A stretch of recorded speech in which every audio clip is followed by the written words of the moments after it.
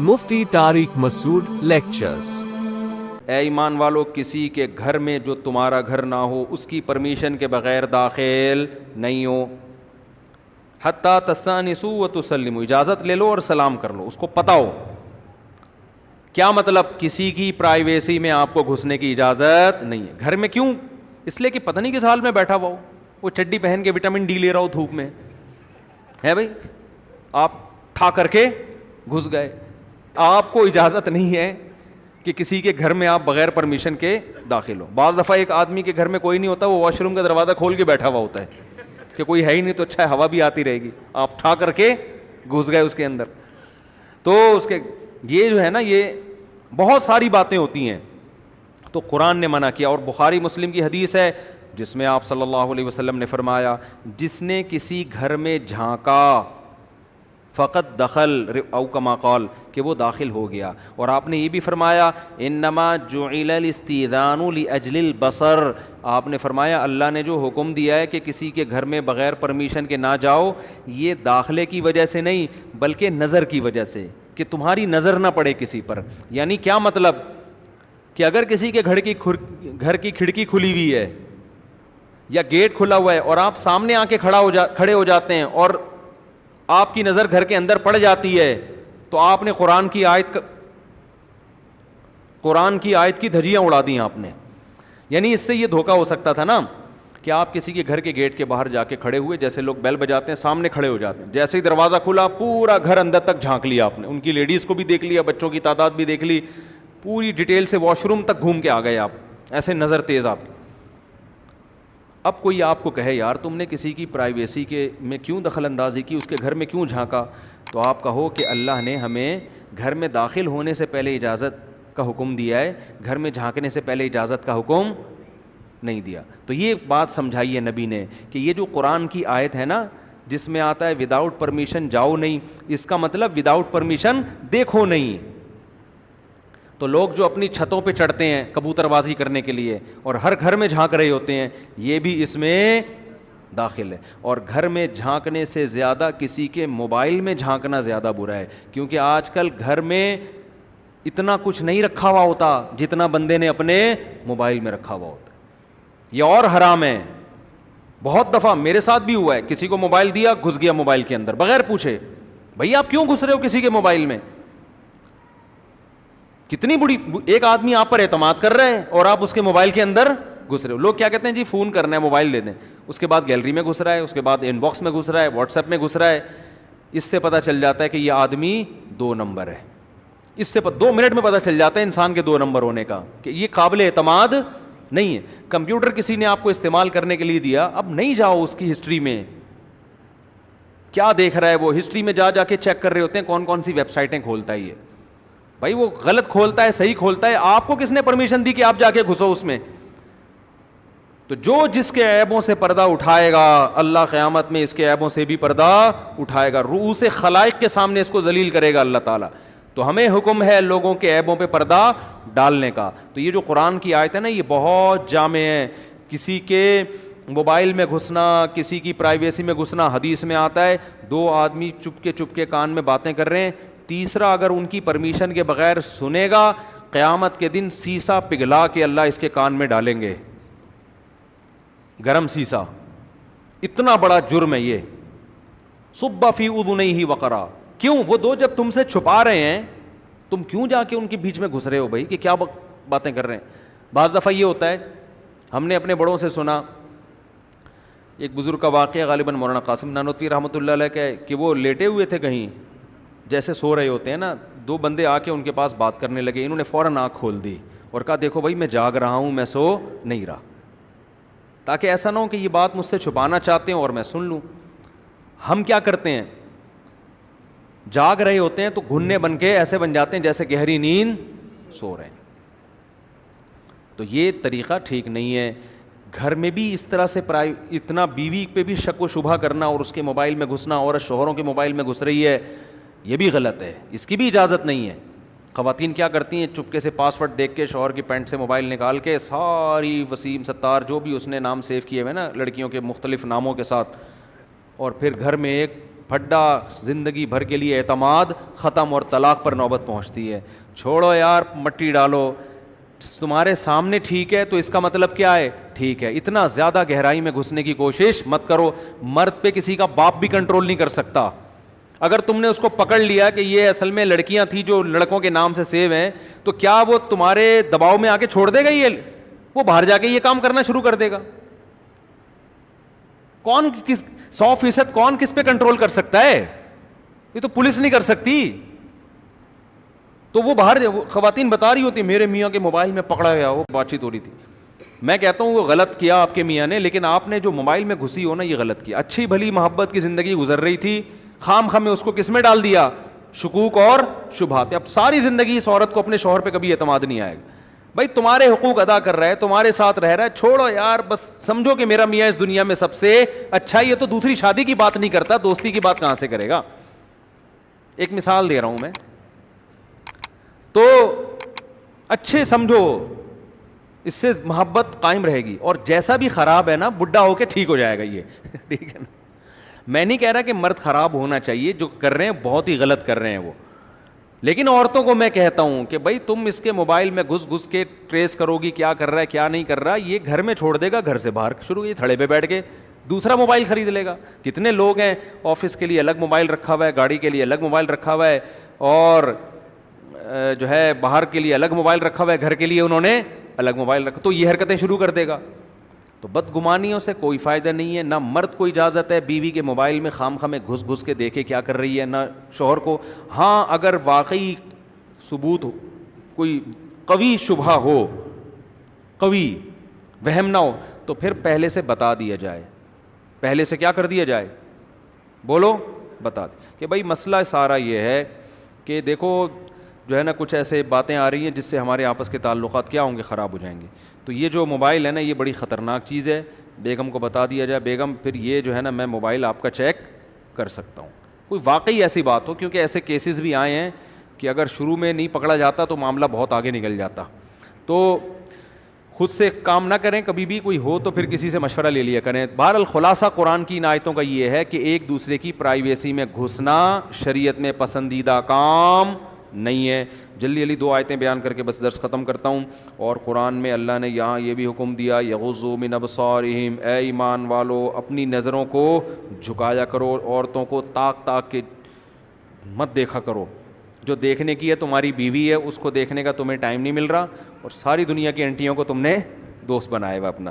اور اللہ نے عورتوں کو بھی حکم دیا کہ اپنی نظروں کی حفاظت کریں. ضرورت کے وقت دیکھنا جائز ہے, جہاں ذرہ برابر بھی شہوت کا فتنے کا اندیشہ ہو وہاں بالکل حرام ہے. اور ان آیتوں میں اللہ تعالیٰ نے مسلمان عورتوں کو پردے کا حکم دیا. یہ بہت امپورٹنٹ آیت ہے, بس یہ کہہ کے میں بیان ختم کرتا ہوں.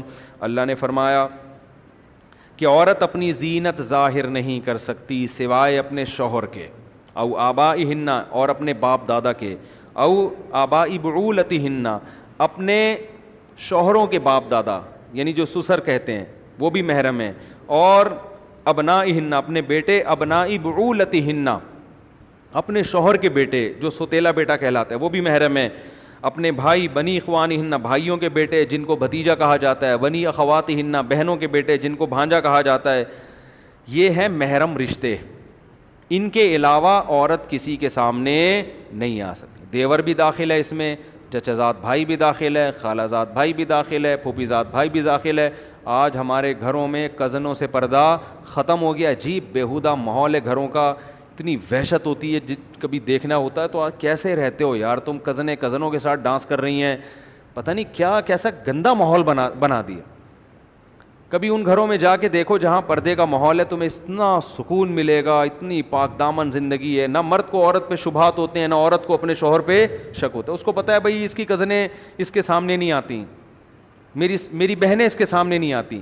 سالی اور بہنوئی کا بھی آپس میں کیا ہے, پردہ ہے. ہم کوئی غیر مسلم تھوڑی ہیں جو براڈ مائنڈڈ ہے بھائی, یہ پردہ ہے. بھابھی سے بھی, بھابھی کا آپ سے پردہ ہے.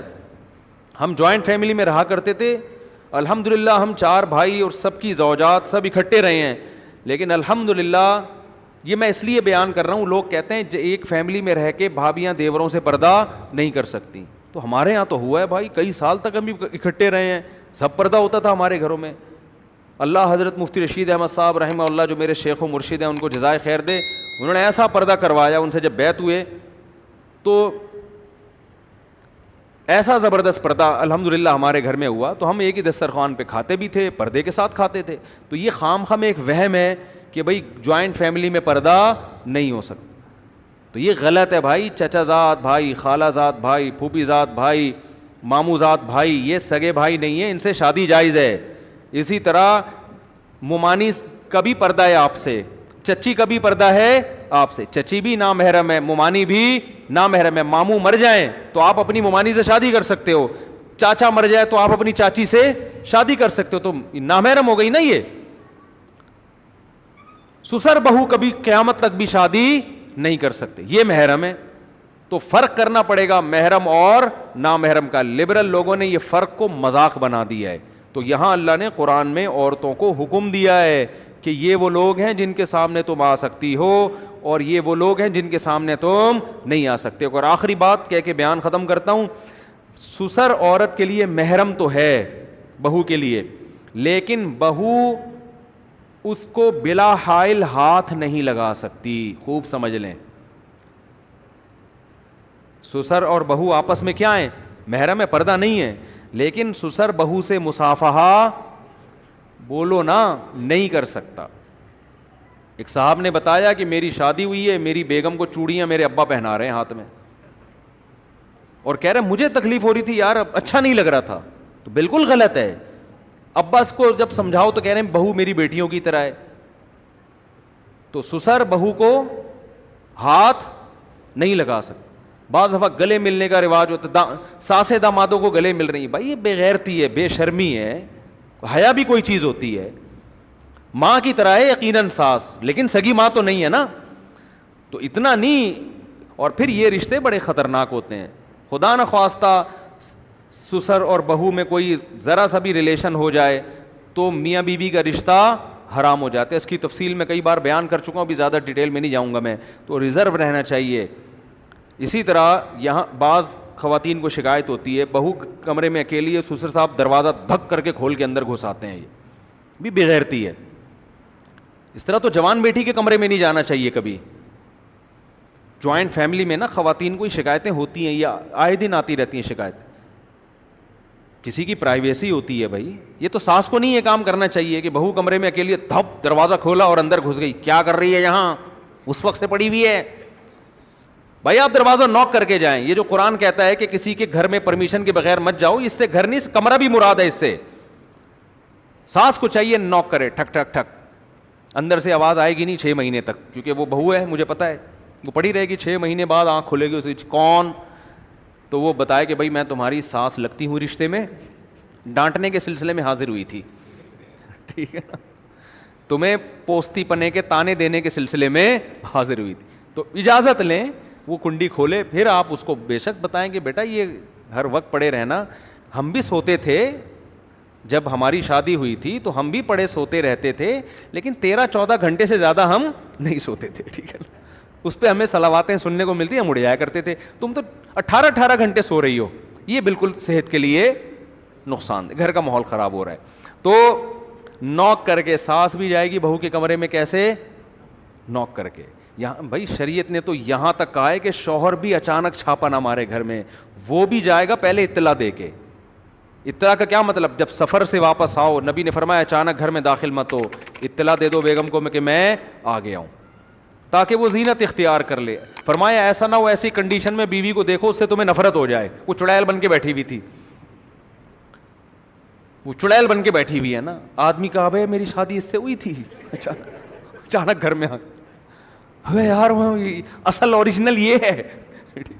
تو جب بیوی کے بارے میں ہے کہ اچانک چھاپے مارنا یہ غیر اخلاقی حرکت ہے, تو سسر کہاں سے بہو کے کمرے میں دھاڑ کر کے دروازہ کھول کے گھس رہا ہے بغیر اطلاع کے, دیور گھس رہے ہیں, یہاں تک ہو رہا ہوتا ہے. تو یہ سب گھٹیا حرکتیں, عزت دار اور شریف لوگوں میں ایسی حرکتیں اچھی نہیں ہوتی. پرائیویسی ہے.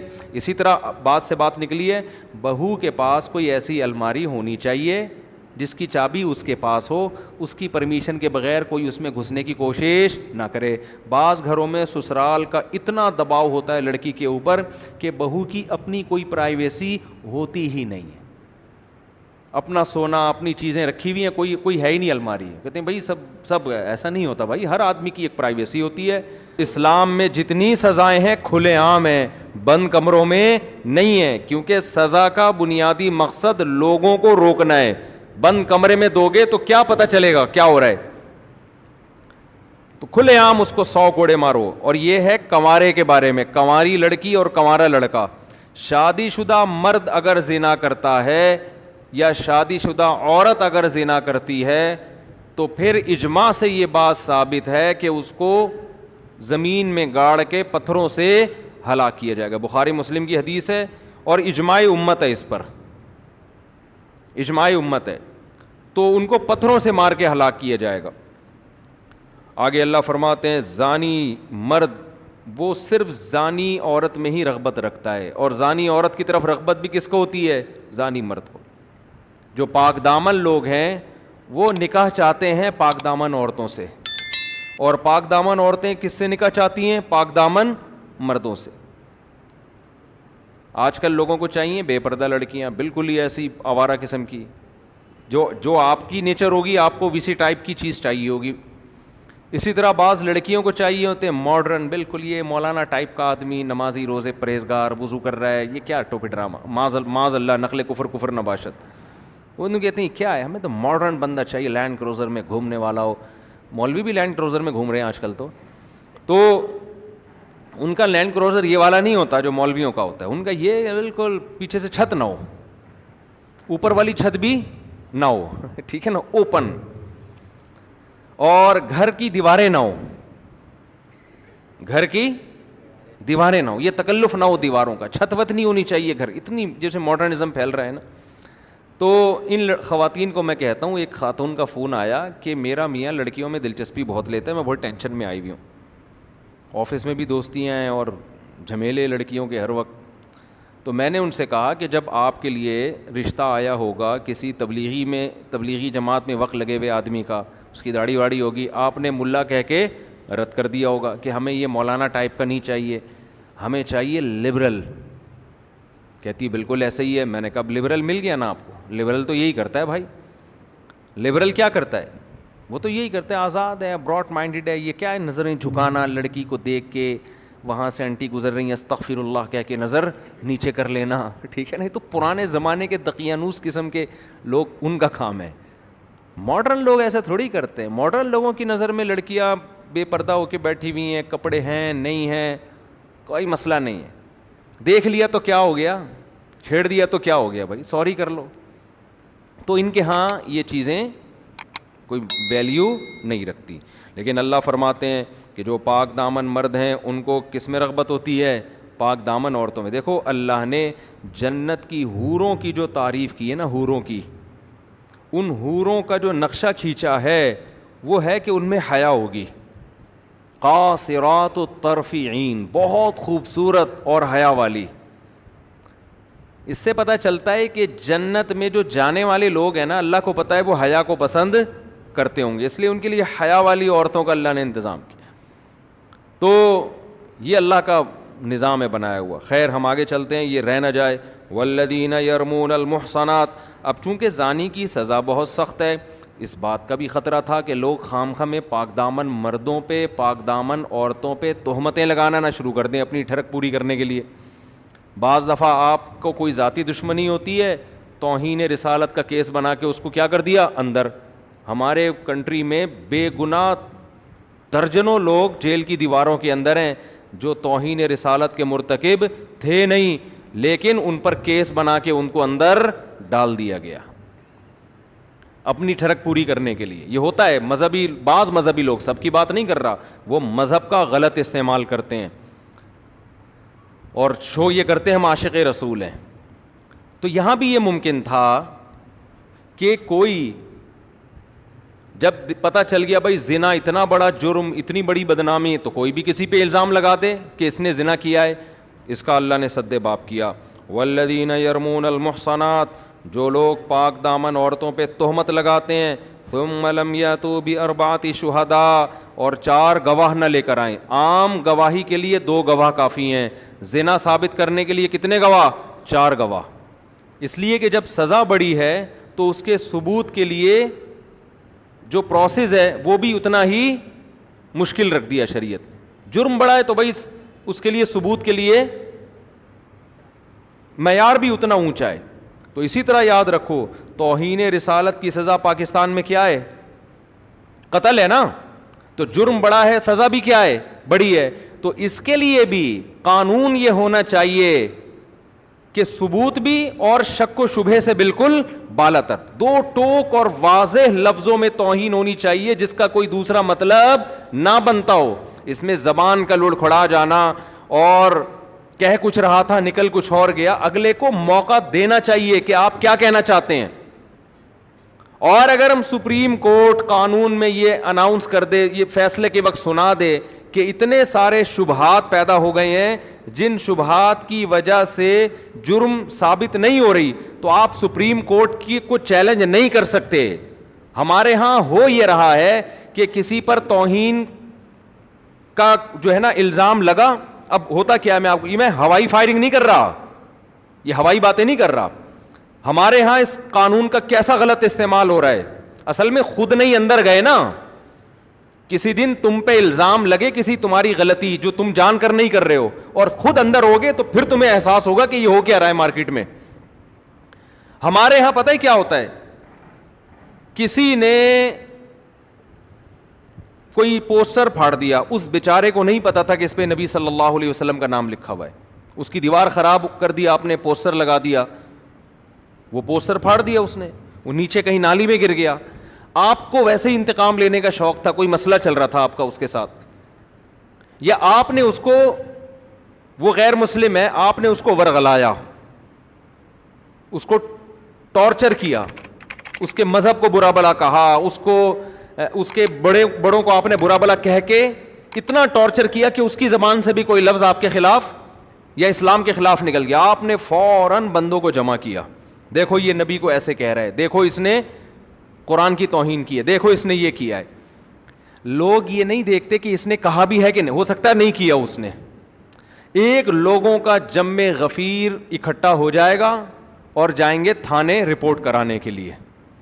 اتنے لوگ اس میں, آج ہر آدمی سمجھتا ہے آج مجھے عشق رسول کو ثابت کرنے کا اللہ نے موقع دیا ہے. چرسی بھی آپ کا ساتھ دیں گے, ہیروئنچی بھی آپ کے ساتھ ہوں گے, محلے کے بڑے بڑے گنڈے جن 20 بندوں کو قتل کر چکے تھے, آج تک کبھی انہوں نے کوئی سنت پوری نہیں کی ہوگی, لیکن ان کو بھی موقع ملے گا کہ آج ہمیں موقع ملا ہے ہم توہین رسالت کے مرتکب کو کیفر کردار تک پہنچائے. وہ اس کی تحقیق نہیں کرتے کہ حقیقت میں ایسا ہوا بھی ہے کہ نہیں ہوا. پھر آپ پہنچ جائیں گے تھانے, ایس ایچ او صاحب کو پتا ہے اگر میں نے ایف آئی آر نہیں کاٹی پورا ہجوم میری بوٹیاں کووں کو کھلائے گا. سمجھ رہے ہو؟ نہیں آ رہی بات میرا خیال ہے. یہ قوم کا جذباتی پن ہے جو میں بتا رہا ہوں, نہیں سمجھ میں آ رہا نا تو کبھی آپ کے اوپر پڑے گی تو پتا چلے گا.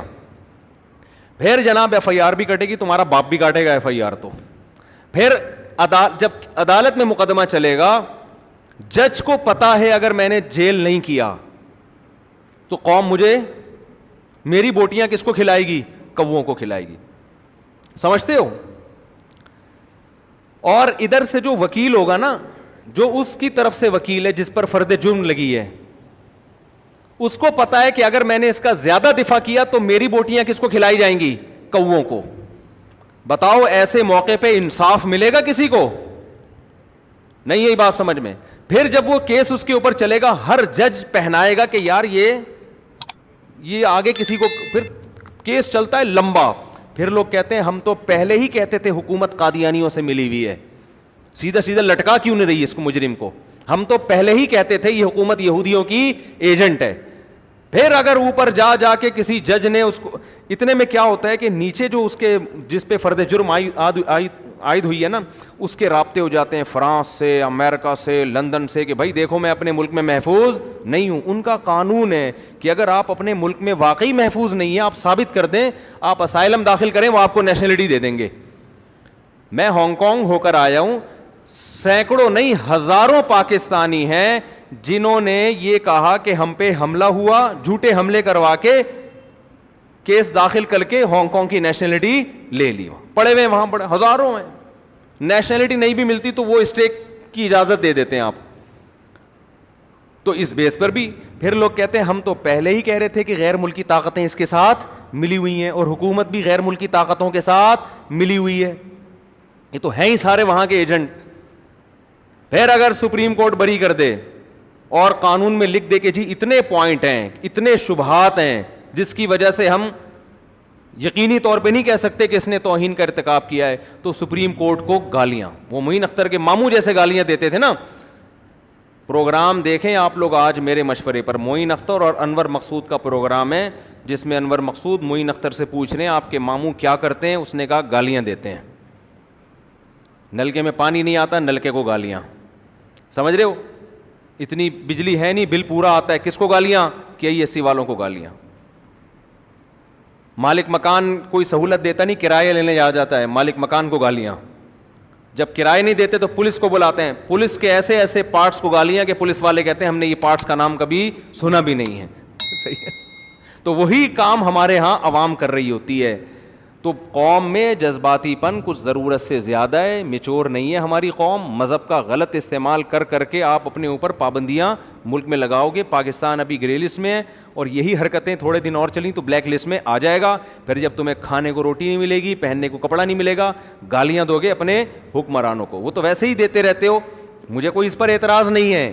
ٹھیک, کچھ گالیاں تو صحیح بنتی ہیں, کچھ غلط بنتی ہیں. صحیح اور غلط میں فرق کیا کرو, سوچ سمجھ کے گالی دیا کرو کہ یہ والی گالی یہاں فٹ ہو بھی رہی ہے کہ نہیں ہو رہی ہے. بنتی ہے تو آپ دو بھائی, ثواب ملے گا آپ کو, نہیں بنتی تو نہیں دو. ہر چیز میں ہم لوگ کیا کرتے ہیں, جس کو ہم نے غلط کہہ دیا تو اب ہر اس کے کام میں غلطی تلاش کرنی ہے, جس کو صحیح کہہ دیا اس کے ہر غلط کام کو بھی صحیح قرار دینے کی کوشش کرنی ہے. حکمران بہت سارے کام غلط کرتے ہیں لیکن کچھ صحیح بھی کر رہے ہوتے ہیں.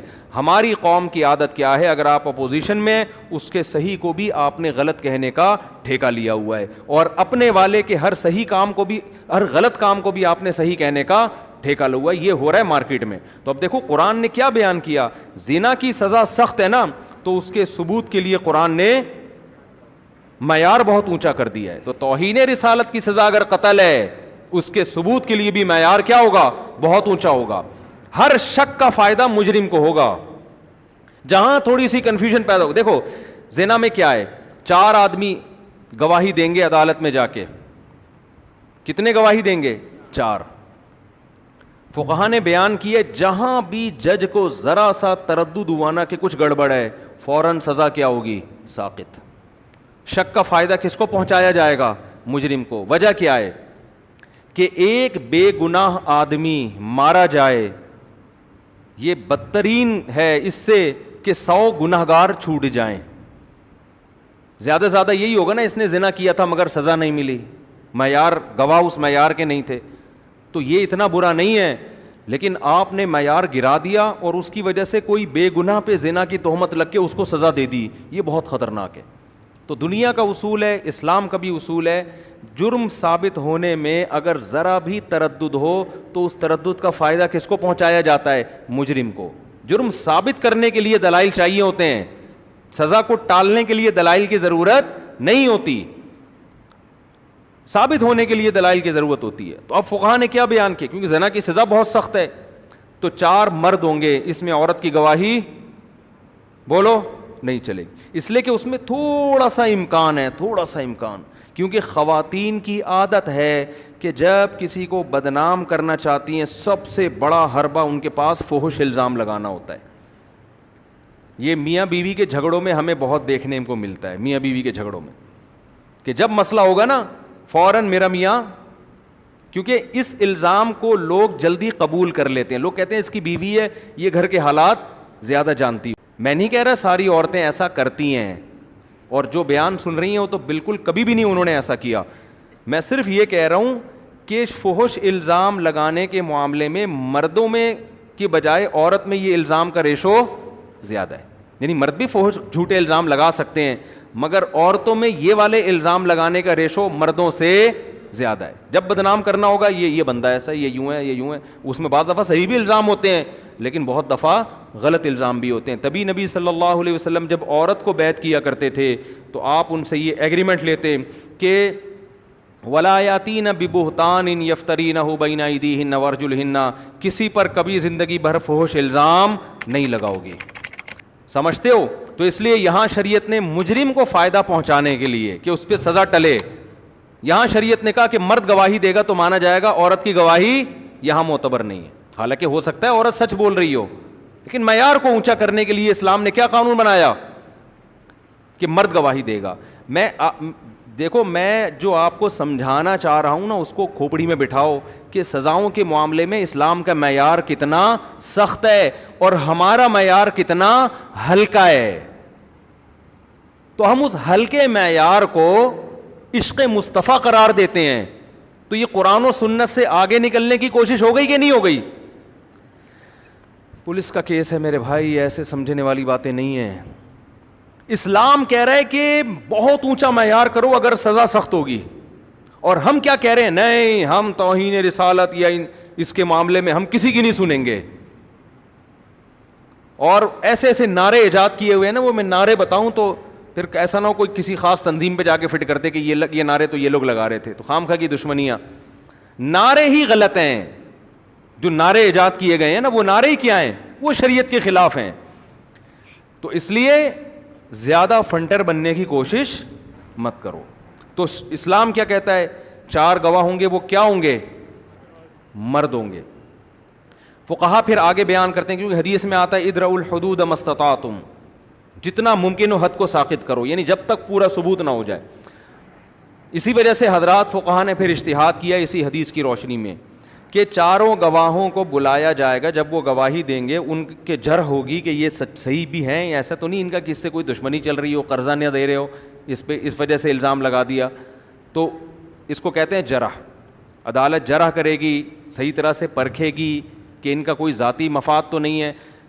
پھر جرح کرنے کے بعد جب عدالت کو یقین ہو جائے گا یہ 2 نمبر لوگ بھی نہیں ہیں، جھوٹے بھی نہیں ہیں، ان کا کوئی ذاتی مفاد بھی نہیں ہے، ایسا بھی نہیں ہے کہ کوئی ذاتی دشمنی ہو، کوئی سالے والے ہوں وغیرہ وغیرہ، تو پھر عدالت کیا حکم دے گی کہ رجم کی سزا میں حکم دیا جائے گا سب سے پہلے سزا پتھر آپ نے پھینکنے ہیں. جو گواہ ہیں نا ان کو کہا جائے گا سب سے پہلا پتھر کس نے مارنا ہے؟ آپ نے مارنا ہے. اس لیے کہ اگر ان کے دل میں ذرہ برابر بھی چور ہوگا نا تو یہاں ان کے ہاتھ کانپ اٹھیں گے سزا دیتے ہوئے کہ یار ہم بے گناہ کو مار رہے ہیں. اگر وہاں یہ رک گئے کہ نہیں جی ہم نہیں، تو یہ اس کی علامت ہوگی، ایک شک پیدا ہو گیا کہ شاید یہ کیا کر رہے تھے؟ جھوٹ بول رہے تھے. اس کا فائدہ کس کو پہنچایا جائے گا؟ مجرم کو پہنچایا جائے. اور بھی بہت ساری شرطیں ہیں جو ابھی میں بیان کروں گا تو پورا ٹائم اسی میں لگ جائے گا. اصل مقصد اسلام کا فلسفہ سمجھانا ہے کہ جہاں سزا سخت ہوگی اس کے ثبوت کے لیے معیار بہت زیادہ اونچا ہو جائے گا، سخت ہو جائے گا. اس میں آپ جذباتی پن پہ آ گئے نا اگر کہ اس کو عدالت نے کیوں بری کر دیا، اس کو عدالت نے کیوں بری کر دیا، یہ تو توہین کا مرتکب تھا تو عدالت نے بری کر دیا. آپ اگر عدالت کو کہتے ہو نا یہ عدالتیں 2 نمبر ہیں، تو قوم کو بھی آپ 1 نمبر نہیں کہہ سکتے کہ ان کا بھی کوئی بھروسہ نہیں ہے کہ انہوں نے جس پر مقدمہ ڈالا وہ واقعی مجرم ہے بھی یا نہیں ہے، ان کا بھی کوئی بھروسہ نہیں ہے. آگے چلتے ہیں ہم. آگے قرآن کہتا ہے والذین یرمون ازواجہم. ہاں قرآن کہہ رہا ہے اگر فإن لم یأتوا بالشہداء، اگر یہ 4 گواہ نہ لے کر آ سکیں فجلدوہم 80 جلدہ، تو جنہوں نے گواہی دی ہے الٹا ان کو 80 کوڑے مارو. 2 آدمی چلے گئے عدالت میں گواہی دینے، 3 آدمی چلے گئے کہ اس نے زنا کیا ہے، 4تھا نہیں لا سکے وہ، تو قرآن کیا کہتا ہے؟ الٹا ان کو کیا کرو؟ 80 کوڑے مارو. کہ جب تمہارے پاس گواہی کا نصاب ہی نہیں تھا تو تمہیں خام خواہ میں کسی پہ الزام لگانے کی بولو ضرورت کیا تھی؟ مثال کے طور پر آپ نے کہہ دیا معذرت کے ساتھ بھئی آپ ہیں نہیں، آپ نے کہہ دیا یہ چور ہے. یہ کرتے ہیں لوگ نا. اب لوگ آپ سے پوچھنا آپ کے پاس کیا ثبوت ہے؟ کہہ رہے ہیں ثبوت تو نہیں ہے میرے پاس لیکن مجھے پتہ ہے یہ چور ہے. بھائی جب تمہارے پاس ثبوت نہیں ہے تمہیں پھینکنے کی ضرورت کیا ہے بیٹھے بیٹھے؟ ایک بات خام خام ایک شرری چھوڑ دی نا معاشرے میں فساد. اب آپ قسمیں اٹھا رہے ہو، اللہ کی قسم مجھے، میں یقین سے کہہ رہا ہوں یہ چور ہے. ہم کہیں گے بھائی جتنا اس کے چور ہونے کا امکان ہے اتنا ہی آپ کے جھوٹا ہونے کا بھی امکان ہے. آپ کو اگر یقین بھی ہے آپ جانو آپ کا اللہ سے معاملہ ہے. پبلک میں وہی بات کی جائے گی جس کا آپ کے پاس ثبوت ہوگا، کیونکہ یہ معاشرے میں فسادی ہونے کی علامت ہے کہ آپ نے ایک شرری چھوڑ دی ایک معاشرے میں. اس کو ثابت کرنے کے لیے آپ کے پاس دلیل نہیں ہے. اگرچہ آپ برحق ہیں, اگرچہ آپ صحیح ہیں, لیکن اسلام آپ کو صحیح ہونے کے باوجود بھی فسادی کہتا ہے اور جھوٹا کہتا ہے کہ جب تمہارے پاس دلیل نہیں ہے, گواہ نہیں ہے, تم بات کر کیوں رہے ہو. اب دیکھو 4 آدمی گواہ دیں گے تو اس کا فائدہ یہ ہوگا کہ اس کو سزا ملے گی, 4 سے کم میں اس کو سزا نہیں ملے گی. جب سزا نہیں اس کو مل رہی تو اس کا سوائے ایک آدمی کے گناہ کو لوگوں کے سامنے ایکسپوز کرنے کا اور تمہاری کوئی نیت نہیں ہے. تو شریعت میں حکم یہ ہے گناہ پہ پردہ ڈالا جائے, نہ کہ گناہ سے پردہ اٹھایا جائے. نہیں آ رہی بات میرا خیال ہے. آج کہیں کوئی بے حیائی کا کام کر رہا ہوتا ہے, کوئی خفیہ ویڈیو لیک ہوتی ہے, کیسے مزے سے لوگ ایک دوسرے کے ساتھ شیئر کرتے ہیں, نہیں کرتے کرتے کہ نہیں کرتے. تو آپ کا کیا خیال ہے, یہ جائز کام ہے شریعت میں؟ مجھے ایک بات بتاؤ نا, اسلام گناہ کو ہائی لائٹ کرنے کا, نمایاں کرنے کا, اس کے گناہ کو ایکسپوز کرنے کا حکم دیتا ہے یا گناہ پہ پردہ ڈالنے کا حکم دیتا ہے؟ تو جب پردہ ڈالنے کا حکم دے رہا ہے تو کسی کی خفیہ ویڈیو لیک کر کے یوٹیوب فیس بک کی زینت بنانا یہ اچھا کام ہے یا برا کام ہے؟ میں حیران ہوتا ہوں جو لوگوں کی خفیہ ویڈیوز ہائی لائٹ کر رہے ہوتے ہیں نا, جس کی ویڈیو ہے اس کو تو گالیاں پڑ رہی ہوتی ہیں, ویڈیو چھپ کے بنانے والے کو کوئی ایک حرف بھی نہیں کہہ رہا ہوتا, حالانکہ وہ اس بات کے زیادہ لائق ہے کہ اس کو کوڑے لگائے جائیں.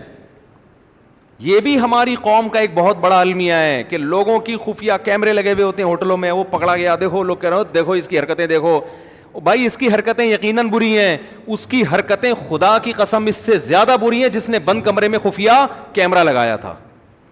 میرے سامنے کیس آیا, ایک صاحب کو کسی سے دشمنی ہو گئی, پیسوں کا کوئی لین دین کوئی مسئلہ, تو اس نے اس کے کمرے میں چپکے سے کیمرہ لگوا دیا. وہ بندہ کوئی فحاشی وغیرہ کرتا تھا, لڑکیوں سے تعلقات تھے اس کے, چھپ کے, کھلے عام نہیں. اب اس نے اس کے کہیں نا کمرے میں خفیہ کیمرہ لگوا دیا تاکہ اس کو پکڑ لے کہ دیکھو اس کے لڑکیوں سے کیا ہیں ناجائز. وہ کہیں چلی گئی ہوگی کوئی لڑکی وڑکی کوئی فاحشہ, اور پکڑ لیا اس کو, ٹریس کر دیا. اب اس کو بلیک میل کر رہا ہے کہ یہ تیری ویڈیو میں اپلوڈ کر دوں گا. جو مجرم تھا وہ میرے پاس آیا, مجھے کہنے لگا یار میں ٹھیک ہے گنہگار آدمی ہوں, لیکن اس بندے نے, اور وہ بندہ بھی مذہبی تھا جس نے یہ کام کیا ہے, اتنی بڑی داڑھی اس کی, اس بندے نے میرے ساتھ یہ کیا ہے.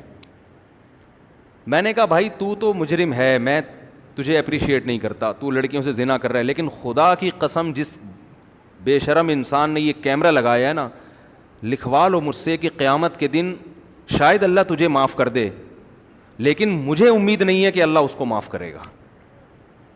اس لیے کہ آپ کو کس نے یہ اتھارٹی دی ہے کہ آپ کسی کی پرائیویسی میں ایسا گھسو؟ کیونکہ دیکھو انسان جب اللہ کے ساتھ یعنی گناہ کرتا ہے اور اللہ کو پتہ ہوتا ہے, 100 بار توبہ کرے گا, توبہ کا دروازہ اس کے لیے کھلا ہوا ہے. ثم اجتباہ ربہ فتاب علیہ وہدی. قرآن کہتے ہیں آدم سے خطا ہوئی, توبہ کی, بالکل اللہ نے ویسا ہی مقرب بنا لیا جیسے خطا سے پہلے تھے. لیکن جب آپ کا گناہ لوگوں کے سامنے آ گیا, آپ 100 بار اللہ سے, ایک بار اللہ سے توبہ کرو معاف کر دے گا, اب 100 بار بھی توبہ کرو اللہ معاف کرے گا, پبلک کبھی بھی معاف نہیں کرے گی.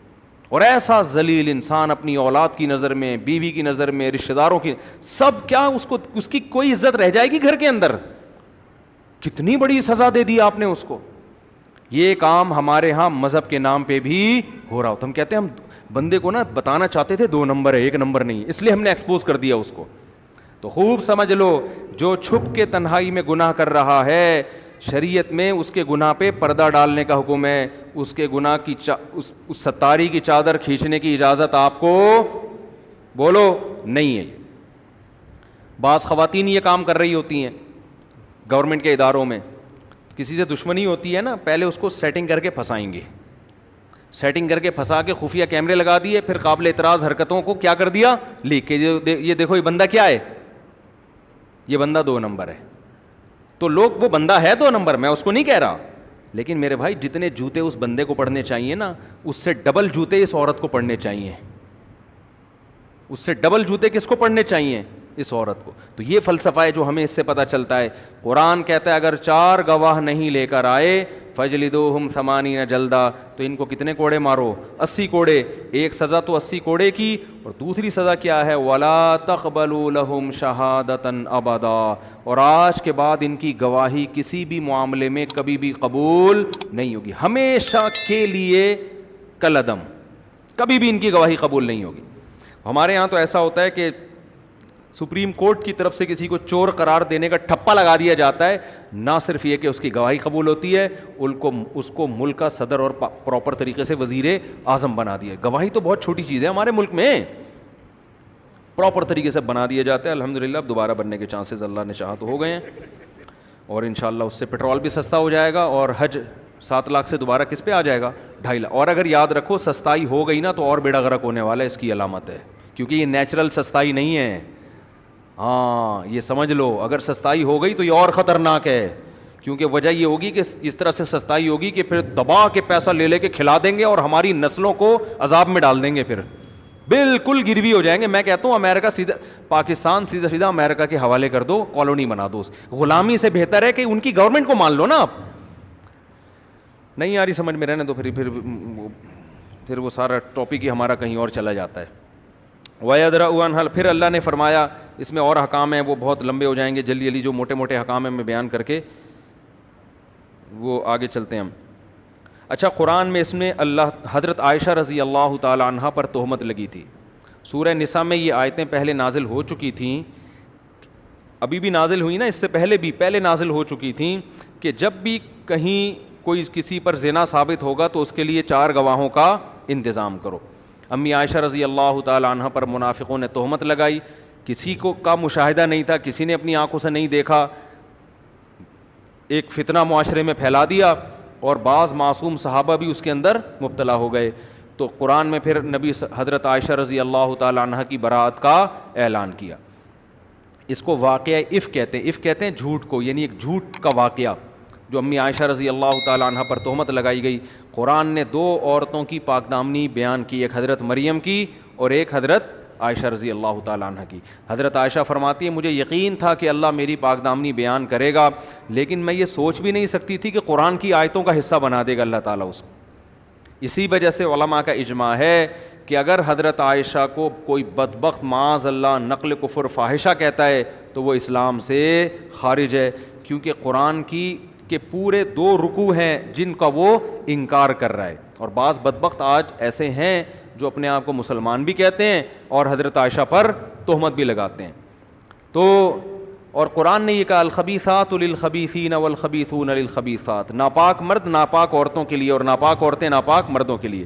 اس میں قرآن نے اشارہ دے دیا کہ حضرت عائشہ سے جو نکاح ہوا ہے یہ اللہ کی سلیکشن سے ہوا ہے. حدیث میں آتا بھی ہے, آپ صلی اللہ علیہ وسلم نے شادی کے بعد حضرت عائشہ کو بتایا کہ جبریل تمہاری تصویر لے کر خواب میں آئے میرے پاس اور مجھے بتایا کہ تمہارا نکاح ان سے ہوگا, ان سے تمہارا نکاح ہوگا. تو یہ پیشکش حضرت ابو بکر کی طرف سے تھی, خوب سمجھ لیں. نبی نے اس خواب کے بعد خود نکاح کا پیغام نہیں دیا کہ حضرت ابو بکر سے کہا ہو کہ دیکھو مجھے خواب میں یہ دکھائی تمہاری بیٹی دکھائی گئی ہے کہ ان سے میرا نکاح ہوگا. نہیں, یہ خواب آپ نے محفوظ رکھا. حضرت ابو بکر نے جب نکاح کیا تو اس کے بعد نبی نے امی عائشہ کو بتایا ہے کہ مجھے خواب میں یہ خوشخبری سنائی جا چکی تھی. تو اس میں اللہ نے بتا دیا کہ اللہ کی طرف سے پیغمبر کے لیے سلیکشن کسی معاذ اللہ نقل کفر فاحشہ عورت کی نہیں ہو سکتی. اس پہ بعض لوگ اعتراض کرتے ہیں کہ حضرت نوح علیہ السلام کی بیوی بھی تو کافر تھی, لوط علیہ السلام کی بیوی بھی تو کافر تھی, دونوں پر عذاب آیا, تو اس کا مطلب پیغمبر کی زوجہ بھی معاذ اللہ کوئی کافر عورت بھی ہو سکتی ہے. تو خوب سمجھ لو, کافر ہونا الگ بات ہے, فاحشہ ہونا الگ بات ہے. بیوی کا کافر ہونا اتنا بڑا عیب نہیں ہے, یہ بے عزتی کا ذریعہ نہیں ہے. آپ کی بیوی 2 نمبر ہو, یہ آپ کے لیے بے عزتی کا مقام ہے. اس عیب سے اللہ پیغمبروں کو محفوظ رکھتے ہیں, کیونکہ یہ نسب میں خلل ہو جائے گا نا. ارے بھائی آپ کی وائف غیر مسلم ہے, غیر مسلم عیسائی یہودی ہوتی ہیں, شریعت نے مسلمان مرد کو اجازت دی نا شادی کرنے کی. بھائی اسلام میں جائز ہے کہ آپ کی بیوی یہودی بھی ہو سکتی ہے, یہ نہیں کہ مسلمان ہے تو یہودی ہو جائے. پہلے سے کوئی یہودی ہے تو آپ اس سے شادی کر سکتے ہیں, حالانکہ وہ کیا ہے, کافر ہے. عیسائی ہے آپ اس سے شادی کر سکتے ہیں، حالانکہ وہ کیا ہے؟ کافر ہے، کوئی حرج نہیں ہے اس میں، یہ عیب نہیں ہے. بہت سے صحابہ نے، بہت سے تو نہیں، بعض صحابہ نے کی ہے عیسائی عورتوں سے بھی، یہودی عورتوں سے بھی. حضرت حذیفہ نے جب ایک یہودی عورت سے نکاح کیا تو حضرت عمر نے حکم دیا اس کو طلاق دو. انہوں نے کہا حرام ہے تو طلاق دوں، حرام نہیں ہے تو کیوں دوں طلاق بھائی میں؟ انہوں نے کہا مجھے حرام ہونے کا نہیں، مجھے ڈر ہے فاحشہ نہ ہو. تو انہوں نے بھی اس بیس پہ ناپسند کیا کہ کہیں فاحشہ نہ ہو. جائز نکاح فاحشہ عورت سے بھی ہو جاتا ہے، لیکن یہ عیب کس کے لیے ہے؟ مرد کے لیے. اور اللہ پیغمبروں کو عیب سے محفوظ رکھتے ہیں، ان پر کوئی انگلی نہیں اٹھا سکتے. یہ توہین ہے نا، اس لیے کہ آپ کی وائف ہے اور ادھر بھی تعلق ادھر بھی تعلق، بچوں کا کیا پتہ چلے گا، پتہ نہیں کس کے بچے پیدا ہو رہے ہیں، نسب میں خلل ہو جاتا ہے. نبی صلی اللہ علیہ وسلم نے فرمایا ولدت من نکاح لا من صفا، کیا مطلب؟ آدم سے لے کے آج تک میرے نکاح میں کوئی شک اور شبہ نہیں ہے. یعنی پیغمبروں کا نسب اللہ محفوظ رکھتے ہیں. ایسا کہیں نہیں ہوتا کہ پیغمبر کے باپ دادوں میں معاذ اللہ کوئی ولد الزنا ہو، کیونکہ آگے پھر نسب کیا ہو گیا؟ خراب. تو نوح علیہ السلام کی بیوی اگر کافر تھی، فاحشہ نہیں تھی، کیونکہ آگے اگر فاحشہ ہوتی تو نوح علیہ السلام کے جو بیٹے تھے حام، سام اور یافس، ان کے نسب میں شک ہوتا کہ نہیں ہوتا کہ یہ پتہ نہیں ان کے ہے بھی کہ نہیں ہے. پھر آگے ان کی نسل میں شک، پھر تو ہم سارے کیا ہو جاتے؟ ارے ہم سارے مشکوک ہو جاتے نا. ہم سب کے نسب میں، کیونکہ سب نوح علیہ السلام کی اولاد ہیں، اور پیغمبروں کے نسب میں تو بالکل بے غبار نسب ہوتا ہے پیغمبروں کا. تو لوط علیہ السلام کی بیوی بھی کافر تھی مگر معاذ اللہ زانیہ اور بدکار نہیں تھی. تو اس لیے قرآن نے کہا الخبیثات للخبیثین، یہ جو ناپاک عورتیں ہیں نا، فاحشہ عورتیں ہیں، اللہ پیغمبر کے لیے فاحشہ کی سلیکشن نہیں کر سکتا معاذ اللہ. تو اس میں یہ بھی ہمیں بتایا گیا کہ حضرت عائشہ رضی اللہ تعالیٰ عنہ پاک دامن ہے. حضرت عمر نے جب یہ بات سنی نا، کسی نے حضرت عائشہ کے بارے میں کہ منافقین یہ پھیلا رہے ہیں، حضرت عمر نے فرمایا سبحانک ھذا بہتان عظیم، یہ بہت بڑا بہتان ہے، یہ ہو ہی نہیں سکتا.